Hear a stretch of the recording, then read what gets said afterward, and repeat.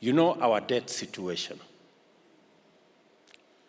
And you know the words of Proverbs 22 and verse 7 that say,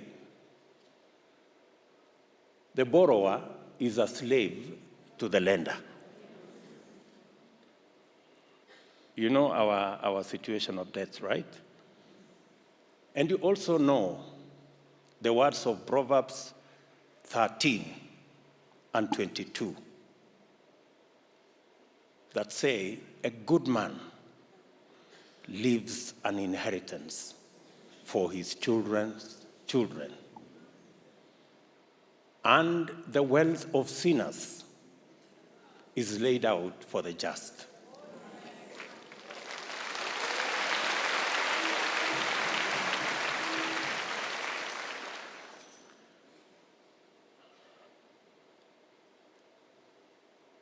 Let me give you some statistics why we are where we are, because it's good for you to know. Countries like ours, in the middle income category, they raise between 20 and 25% of their GDP in terms of revenue. But for us, we are at 14%. We need to move the percentage of our revenue from 14% to 25%. We are currently collecting only 2.1 trillion.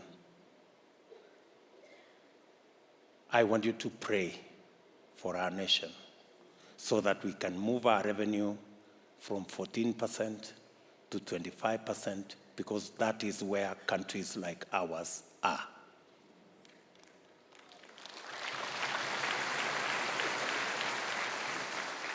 I have agreed with our taxmen, and I am happy that the preacher talked about taxmen here, that as a country we must move our revenue collection from 14 to 25%, from 2.1 trillion to between 4 and 5 trillion. And I am trusting God for it. And I want you, and I am asking you to trust God with me for Kenya's revenues, so that we can leave an inheritance for our children.